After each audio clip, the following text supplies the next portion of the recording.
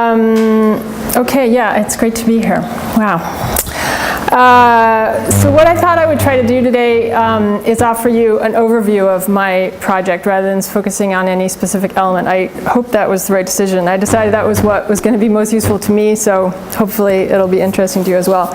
And I'm going to do this in 5 parts, just a really short introduction.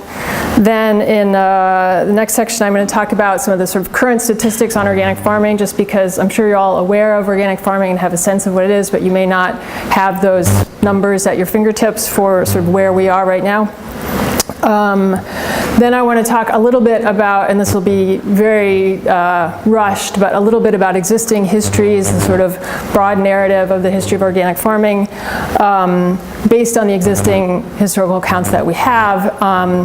Then I will try to suggest what I think that the key pieces that are getting left out of that story that I feel I want to contribute. And then finally I want to close with a short video. It's 3 minutes and 18 seconds long. So that kind of, to my mind, sort of illustrates some of the trends and tendencies that I'm trying to highlight. So you have that to look forward to at the end.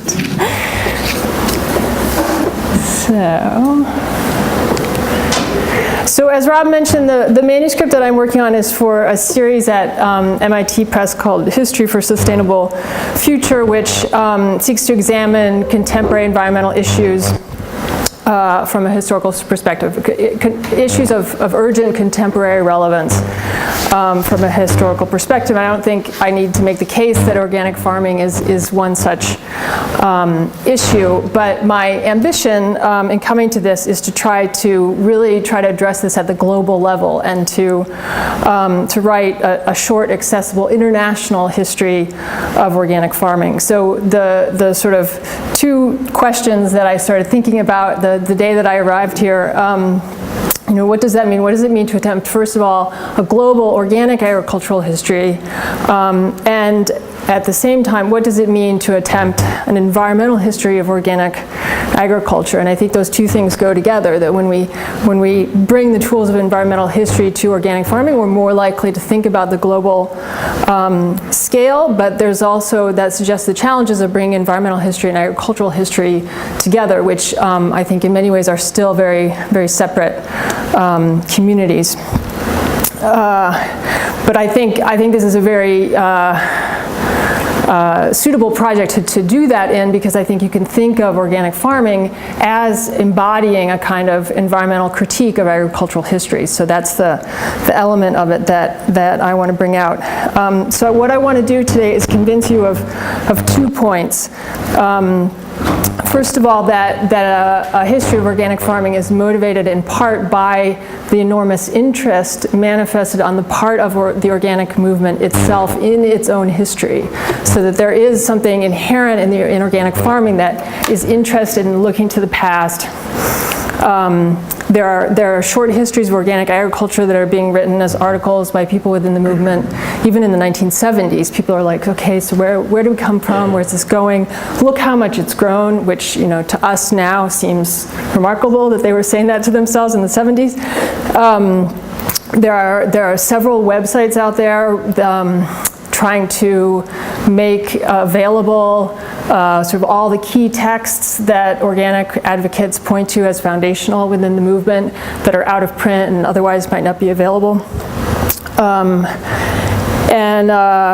And I think this effort this impulse is building because many of these organizations, the key organizations in organic farming, are now reaching landmark anniversary dates. So the oldest of these, the biodynamic movement, the Biodynamic Association, is actually celebrating its 90th anniversary this year. You may have seen some of their promotional material in supermarkets. Other organic groups are turning 30, 35, 40, 45, and so these become the occasions for looking back. So the second point I want to convince you of is that the international dimension of organic farming is really critical and worthy of attention in its own right, that the organic movement has been international in scope since its earliest days. It's not just a recent appearance. So in a sense, the starting point for this project is this simultaneous conviction of the sort of conviction and ambiguity as to the organic status of earlier periods of agricultural practice. So part of the interest in history comes from this idea that once upon a time, all farming was organic. Then something happened. We think it was World War II, more or less. And now, you know, organic farming is this very marginal activity. So you get passages like these, for instance. Organic agriculture is not a new concept in the Pacific. It is very much the traditional farming system that Pacific forefathers practiced sustainably for centuries.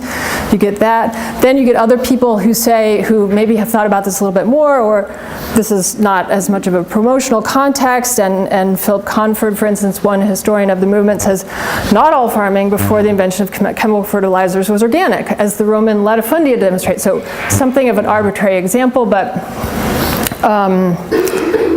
you know, you can see his point.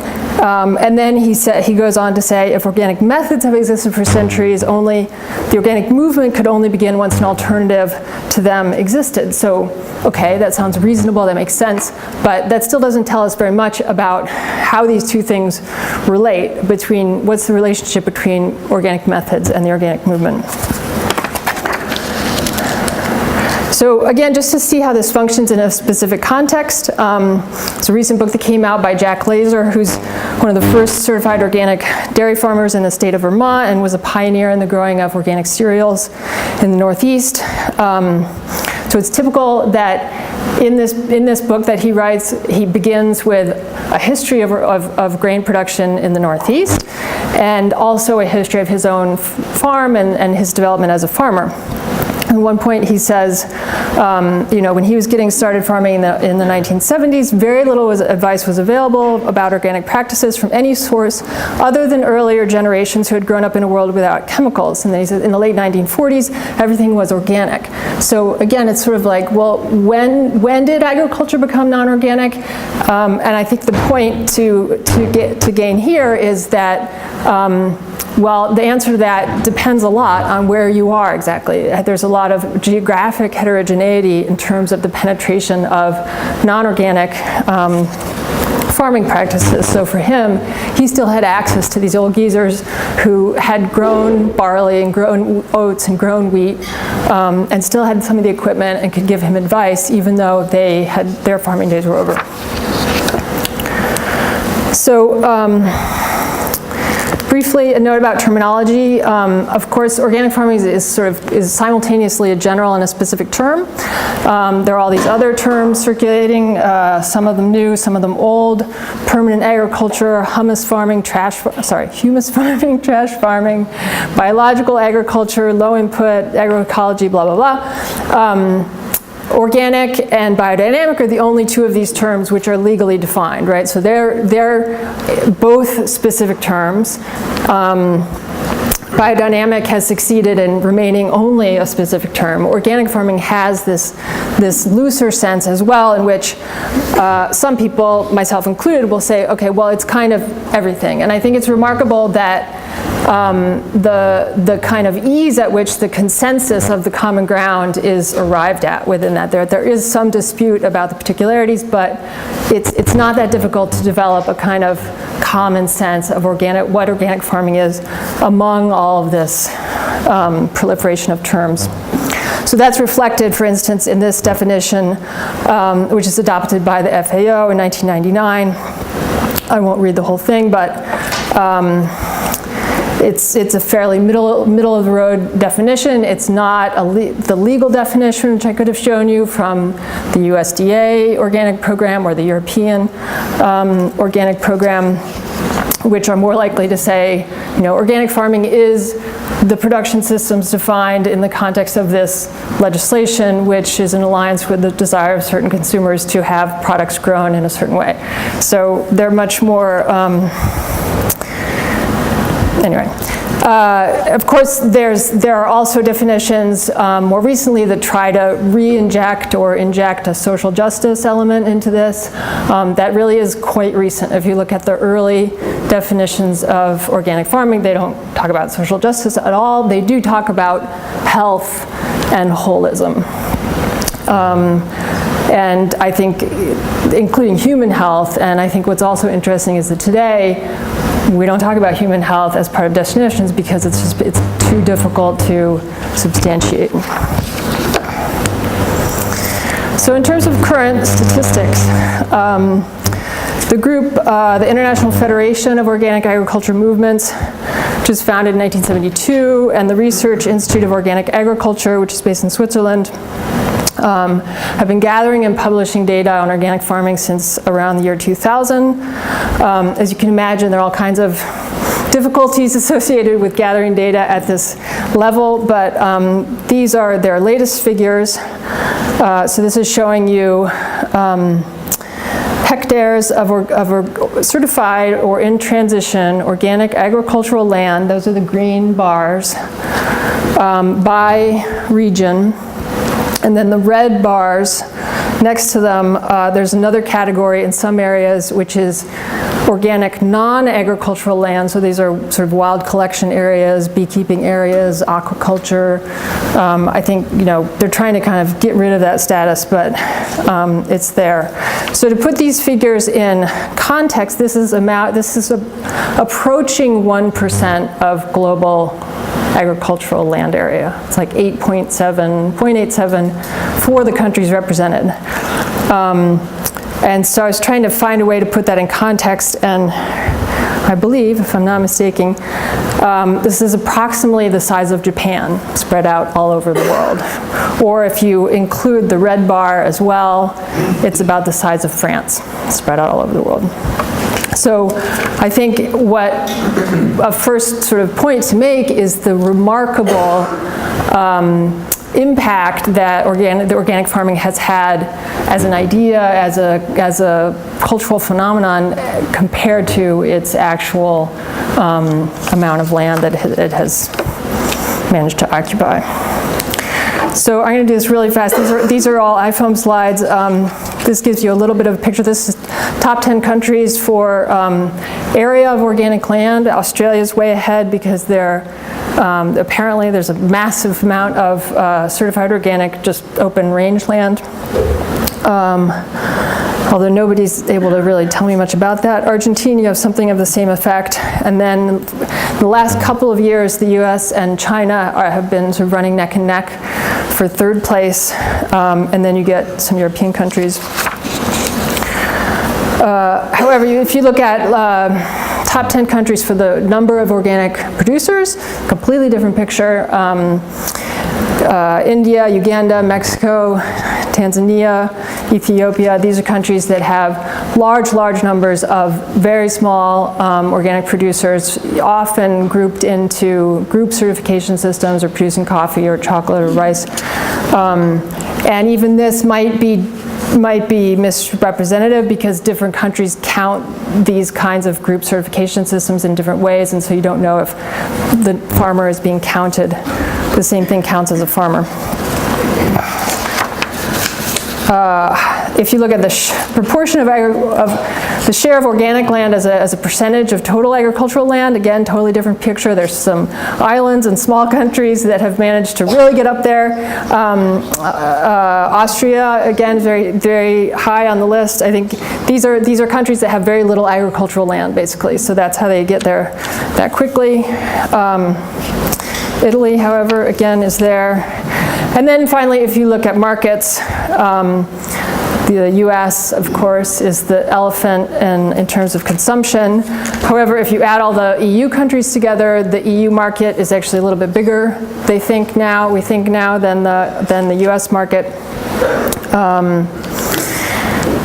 Canada, interestingly, Japan, Switzerland. So you can see the overall picture here. The situation now is markets in the global north are driving production in the global south. Finally, so this is only the last 15 years, but you can start to look at the different growth trends in different regions. Oceania, you have that crazy jump in the early 2000s. Pretty much flat before and afterwards. Europe is like the good student, it's just like slow and steady growth at a high level. Latin America, it's a little bit more up and down, although there's been significant growth in the last 15 years, as a whole over the last 15 years. North America, pretty steady growth, not very dramatic and not at a particularly high level. And finally, Africa, which is really just starting to come on board. So finally, if you look at this, just 1999, first year of statistics, and 2000. I don't have my notes here. So you get like a tripling of organic agricultural land area. You get a quadrupling of the number of producers. Similarly, with the value of the organic market. 164 countries now have organic data, which is pretty incredible, and 88 countries have an organic regulation, which is, again, quite amazing. Biodynamic farms as a proportion, as a subset of that, there are about 5,000 biodynamic farms in the world on 150,000 hectares in 49 countries. So again, pretty incredible. But of course, what this represents is the market growth of organics, and it doesn't really tell you that much. Obviously, it doesn't go back far enough, but it doesn't really tell you as much about organic production as it tells you about organic market expansion, or to put it another way, about the institutionalization or the mainstreaming of organics. So if we try to go back beyond 1999, what do we have to go on? There's very little data, and for all the criticisms of organic certification that are out there, it's one of its major advantages to the movement has, of course, been this aspect of quantification. Now we can actually say how many organic farmers there are in the world, and that's a very powerful promotional tool. But if you look at the sparse data that exists for the earlier period, you actually start to get a very different picture. There's a landmark report on organic farming that's published by the USDA in 1980, in which they say that whereas knowledgeable observers have estimated that there are about 20,000 organic farmers in the United States in 1980, today there are about 13,000. The findings of the report suggest that there may be many, many more, and then they actually were using some survey data that suggested there were about 35,000 organic farmers in the United States at that time. So, of course, to some extent, this reflects the narrowing down of the definition, that at that point there were people who maybe used a little bit of chemicals in a bad year, but they still thought of themselves as organic. But I don't think that that's enough to explain the discrepancy in the numbers here. I think what this shows us is that the story of organic farming is as much a story of attrition as a story of growth. And I think that really puts a different perspective on things. Of course, in part two, this is linked to the spectacular loss simply in farm numbers in the United States and in almost every other country of the world over this period. The US loses something like 2 million farms between, I think the data that I had that in my head were between the 50s and the 70s, but anyway. So I think that this also suggests that we need to think of organic farming not just as a kind of reactionary movement, but as a form of resistance, that organic farming is a kind of protest movement at this stage among farmers of either trying chemicals and giving up chemicals because they don't like what they're doing to their farms, or refusing to adopt them in the first place. And yet that it's a form of resistance that can't necessarily be maintained over the next couple of generations just because of the difficulty of farming and what do the kids want to do and whatever. So I think that's what's going on there. So existing histories. Wow, am I way over? So here's a reassuring idea. You can imagine my relief when I found this. The history of the organic movement has a clear and logical sequence. First came the philosophy and teachings, which are based on the observation of nature and natural laws. In turn, the organic pioneers transformed these principles into practical farming methods, and finally there emerged a worldwide organic movement. The guy who wrote this was the first paid employee of IFOAM, the International Federation of Organic Agriculture. So he has kind of a professional interest in saying that this is all clear and logical. But, and I think, there's an argument to be made that this is the case.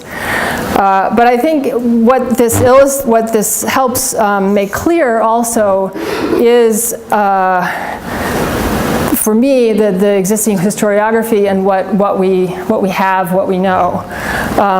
There's been surprising little work on organic farming done so far by historians. There's a little bit on related topics like agricultural and ecology or on specific figures. But most of the work on the history of organic farming has so far been done by agronomists, by plant and soil scientists who just happen to take an interest, or by advocates, or some of them working for nonprofits, some of them civil servants, policy people, and then more recently by journalists and by social scientists. And I think you can generalize and say that the agronomists are mostly interested in this, in the first phase presented here, the philosophy and teaching, so the natural laws and the development of, then the sort of fate of the idea of these natural laws. And the advocates, journalists, and social scientists have mostly been interested in the third phase, have mostly been interested in the movement, and are interested in the movement. And what has received a lot less of attention, and what I find interesting, is the question of the organic pioneers transforming these principles into practice, so the organic methods. Do I need to really start skipping stuff? I think you're okay. Okay. I don't know exactly when we started. So origins. I think there's a strong argument to make. Philip Comfort makes this argument. He's a historian. He's written the most detailed study available of the history of organic farming to date. His focus is very much on the UK. He says 1840s are the landmark decade. 1840, you get publication in English, I'm not actually sure about German, of Justus von Liebig's chemistry and its application to agriculture and physiology, advancing the mineral theory of plant nutrition, rejecting the idea that, which previously held sway, that in some way the biological element of the soil is essential to plant nutrition. So this is sort of the origin, this is ground zero for the rise of the NPK mentality, the idea that these three key minerals are usually the limiting factors for plant growth, and if you add enough mineral synthetic NPK, then you're fine, you don't have to worry about anything else. So this is followed in 1843 by the work of John Bennett Laws and Joseph Henry Gilbert, who established the Rothamsted Experiment Station, which is still in operation today. It's on Laws' estate, and Gilbert is an agricultural chemist who was a student of Liebig's. Laws at the same time or shortly thereafter sets up a fertilizer factory and makes a fortune selling fertilizer. So right away you get this important connection between the commercial interest and the agricultural research. One of the things they do is establish this famous experiment, the Broadbach field, which again is still in operation, where they grow continuous wheat for what's now going on 200 years to show that yes, it can be done. And then the next factor is the repeal of the, sort of in a different realm, but also very important, the repeal of the Corn Laws in 1846, which opens up the UK market for grain importations from around the globe, which starts to drive a boom in agricultural production in the US and New Zealand and Australia. Totally changes the picture of international trade in agricultural products and forces the English farmer to compete suddenly with farming, with the agricultural productivity of all these virgin soils of the world. So moving very quickly, this gives rise 50-odd years later to the global soil crisis of the early 20th century, which is manifested in various ways in different parts of the world, but includes widespread concern about a loss of soil fertility, declining yields in Europe, in England, following an initial increase with the increased use of mineral and synthetic fertilizers. And then in other parts of the world, in the United States, in Australia, New Zealand, concerns about severe soil erosion problems, culminating most dramatically with the Dust Bowl in the US in the 1930s. And this gives rise to what two historians have termed the soil Jeremiads of the 1930s and 40s.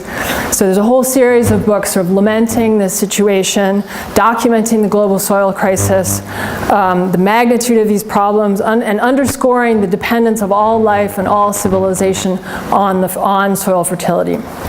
So this is a massive and urgent problem for all people. And these books are coming, they're not at all from marginal individuals. These are coming from very mainstream scientists who are working for the US Department of Agriculture, who are working for the Imperial Bureau of Soil Science.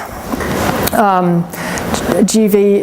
Jacks, this is the frontispiece picture of the Dust Bowl, to his book with R.O. White, The Rape of the Earth, A World Survey of Soil Erosion. So he actually works at Rothamsted Experiment Station. And then this leads to the figures in the US who are involved in this, are participating in the New Deal and proposing new programs for soil conservation in the United States. So there sort of opens up a space for an ecological critique of industrial farming during this period. An early example who becomes extremely important with the inorganic tradition is this book by F.H. King, who again is a USDA soil scientist who retires and travels in China and Japan and Korea and writes a book which is published just after he dies. The title's actually been changed. This is a later edition. It was called Permanent Farming in China, Korea, and Japan. His is less of a soil Jeremiad, but more of a, well, hang on a second, guys. Here in China, they've been farming the same land for 40 centuries, and they don't have the kinds of soil exhaustion and soil erosion problems, at least in all areas, that we do. Why is this? What can we learn from this? At the same time, there develops a related literature that's more interested in human health and its relationship to diet, and the links between soil fertility, soil quality, food quality, and human health, plant, animal, and human health. So this literature is produced by, in many cases, doctors and dentists who, some of them travel literally all over the world, documenting the health of different populations, eating different kinds of diets. Wes Price is a dentist, so he takes pictures of people's teeth all over the world. That's what those pictures are showing. And so that he does this in the highlands of the Alps, as well as in the highlands of Afghanistan. In many cases tries to document the same population that has been exposed to the industrial diet versus people eating the primitive diet, and documents the appearance of diseases that are beginning to be associated with civilization. And that are also being documented in the UK by doctors who are saying, why do I have all these kids who have bad teeth, who have rickets? We thought we were done with this. And who are making also the connection to diet and say, these diseases, pneumonia, all of these things are ultimately coming from bad diet and not from contagious disease or what have you. So some of these are actual travelers, some of them are just popularizers. The Hunza Valley in what is now northern Pakistan becomes a kind of obsessive focus for this literature. The Hunzas are celebrated as this superlatively healthy people who are untouched, and blah, blah, blah. So, you know, today this literature can seem to us quite suspect and problematic, but on the other hand, these ideas are still very much with us. There's a Weston Price Foundation who promotes certain kinds of eating as being healthy. There are all kinds of other Paleolithic diets and what have you. So, but it's not directly or explicitly or always connected to organic farming. Whereas the organic farming movement in the 30s and 40s and 50s is very much about making this connection to human health and gathering this kind of evidence. So again, the organic literature at this stage is very much developed through global networks, in many cases imperial networks. Albert Howard, who's often celebrated as the father of the organic movement, is a plant scientist who's stationed in India for most of his long career, and then becomes a leading spokesman for organic farming after his return to England in 1931. And he continues to develop his ideas using this network of contacts. One of his later books includes an account contributed by the manager of a tea plantation in Bengal, where he says, I've started using your composting techniques. You can see these massive compost piles that they've built there. And he says, during the past few years, practically no chemical manure or sprays for disease and pest control have been used. So this is 1939. These ideas are really gaining traction and finding some practical success. And for the biodynamic movement as well, apparently there's the first biodynamic coffee plantation is established in Mexico in 1928 and is still in operation today. Then other early biodynamic and organic associations are established in New Zealand, South Africa, at a very early period in the 1940s. So then something happens with the war, and the next sort of point of focus for the histories of the organic movement are the 60s and 70s generation, the impact of Silent Spring, the counterculture, a whole host of larger environmental concerns that are more interested in the effect of pesticides, still interested in questions of soil health and fertilizer use, but suddenly there are a lot more things to worry about with increased use of herbicides and pesticides.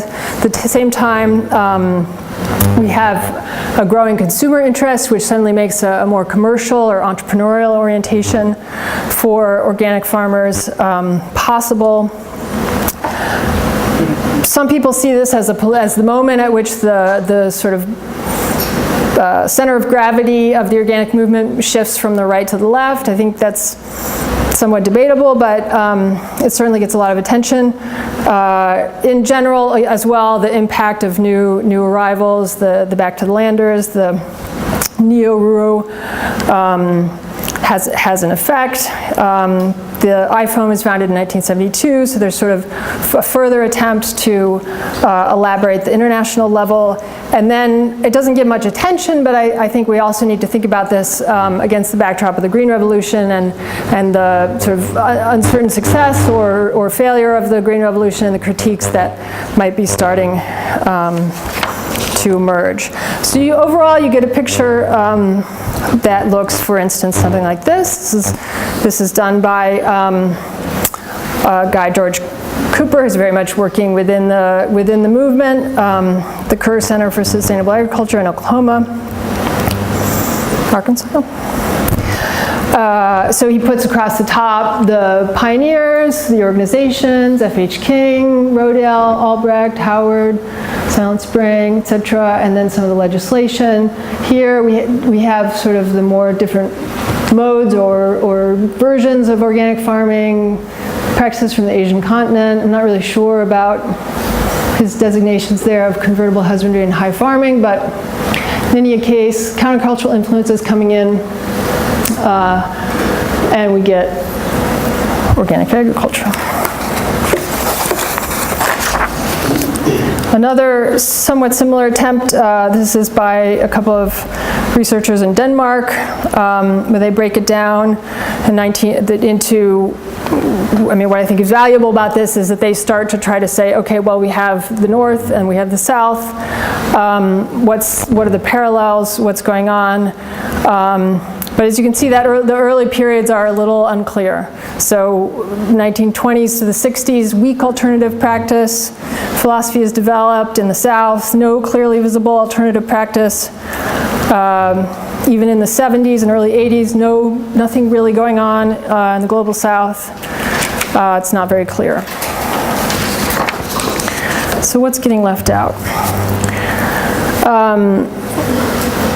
I think, obviously, clearly, knowledge emergence in the global South, or more broadly, simply outside the confines of the United States and the English-speaking world,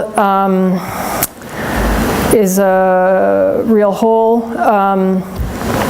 Then next, as I said, I think the second part of the Guy Geyer's three-phase trajectory for the development of organic farming, the actual development of organic farming practices, what works, what doesn't, what do we focus on?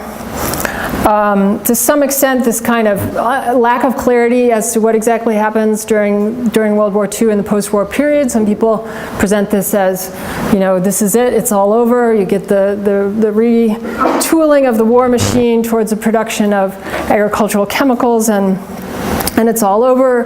But I think that it's actually a little bit more complicated than that. What else?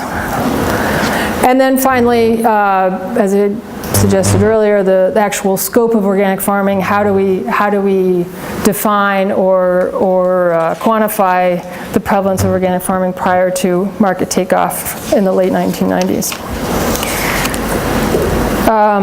So in terms of going about filling these gaps, what kinds of sources and strategies are available to us? This is by no means comprehensive, but just to suggest a few key elements that I think are being overlooked.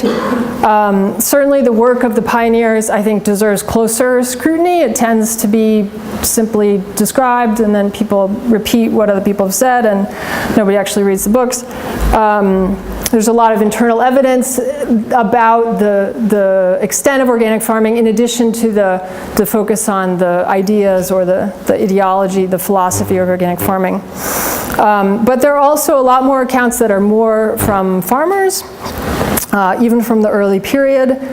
One of the recent sociological studies of the organic movement kind of dismisses this literature as it's this can-do genre, he calls it, which is really not interesting, I guess. It's not about the movement, it's just about farming and, you know, whatever. Your eyes glaze over. But I think that we need to take these kinds of testimonials and case studies seriously, not just in terms of the specific practices that they document, but in terms of how they function within the movement. So this kind of testimonial, you know, I did it and it worked. They often include conversion experiences. So the day that I got sick, spraying, and then it all changed. I think that's really important in understanding the psychology of the organic movement, and also its spread and its integrity and its authenticity. So for instance, this picture is from one of these that comes out in 1987 and is a very interesting read. A guy who's born in 1925 comes back after the war and starts farming with his dad on the family farm. And he describes how, you know, in the first years that he was farming, these new herbicides were coming out. They were like, yeah, it's awesome. We've got, you know, it's so easy. This is great. We're just killing the weeds. And then he sort of starts to realize in the 1960s, he starts to see bird populations on his farm absolutely plummet and disappear, and he reconsiders. Similarly, there's an enormous amount of material in the form of early alternative agriculture magazines that has barely been looked at. And what attention they have gotten has been more about Again, the development of principles, the essays by the philosophers, to some extent the institutionalization, the drive towards certification, as opposed to the actual work of farming and the voices of farmers. So these examples are all from the US, but similar publications exist in other countries from the early decades. And again, they also reveal an enormous amount of international interchange in terms of profiles done on farms in other countries, in terms of study tours that were organized and taken, in which farmers took part, shared articles, etc. So I think, and some work has been done on this. I think it's really important to understand these magazines, as opposed to the books, as kind of venues for the formation of new identities and new sort of communities of knowledge that people begin to be able to understand what they're doing, what they're trying to do, that know that they're not alone. And they also typically have an enormous amount of active reader engagement, so letters sections and directories and profiles and surveys and ways that they try to actively create community. This may seem like kind of a different topic. Organic research has gotten some the attention, not surprisingly, among scientists, as something you can point to show the increased institutional recognition of organic farming. So we see a shift from these early sort of maverick private research institutes to an increasing presence of organic agricultural research within state universities, national research stations, etc. Other people have observed there's a kind of a progression from organic farming, long-term organic and conventional comparison trials, so sort of showing, look, it can be done. Can it be done? Yes, okay, it can be done. To looking more closely at the specific problems that arise and how to address them. There's still kind of a debate as to whether there's a distinctive organic research methodology, which I think is an interesting issue. There is, however, a real emphasis on farmer involvement, on farmer input in the design of experiments, on the use of on-farm trials to try really involve farmers. And I think that interchange can also, which was the case also in the early years, I think there's a lot of information to be gleaned there. And I think even the idea that the early research was only being done by these maverick private institutes may be somewhat mistaken in this, because in fact they're just promoting their history, whereas the University of Illinois may have done some research, but they're not talking about it now, or they weren't talking about it for a really long time. So I think that public research legacy has been much more easily forgotten. Okay, it's time for the movie. The point I want to make with this too, I think, is that, which just sort of struck me recently, that I think the role of technology in organic farming is massively underappreciated and understudied. There's a real strong link from the early years of the movement between organic farming and various kinds of articulations of the idea of appropriate technology. I think that especially in recent years, the focus on the opposition between organic farming and the spread of genetically modified crops places farmers in this very anti-technology position that distracts us from the kinds of technology that organic farmers do embrace. So again, this video illustrates that. And also some of the other elements that I've been talking about. So what do I do here?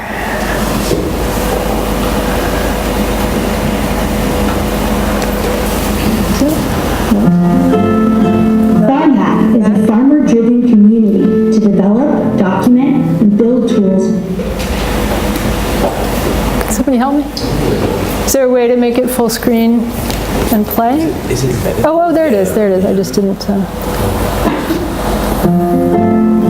FarmHack is a farmer-driven community to develop, document, and build tools for resilient agriculture and to build a community around that.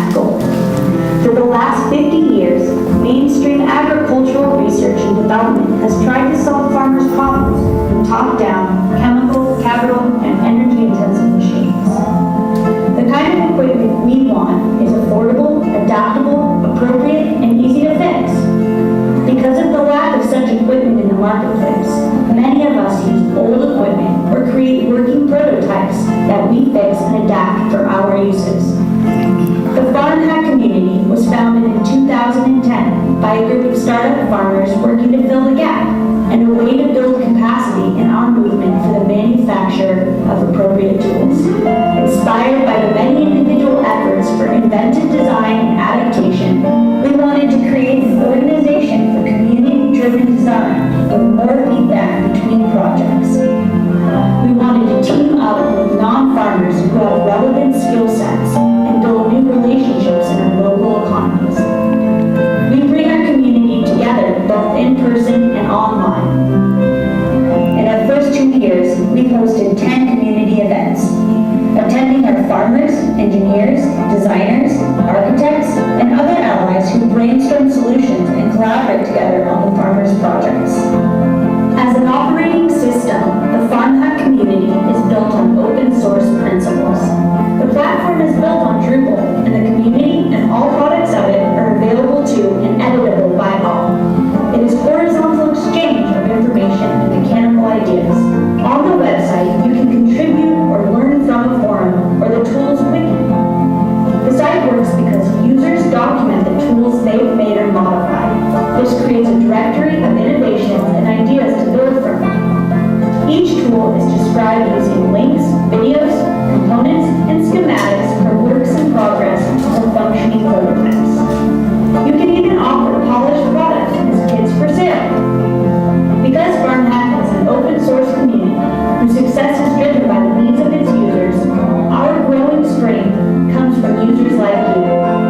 We hope you will join the Farm Hack community. Join in the spirit of open source, mutual aid, appropriate technology, mechanical innovation, and regional manufacturing and fabrication of good tools for good farms. These are the values and tools that build the ethics and systems of our sustainable farms and the new economy we are building together. Come hack with us at farmhack.net.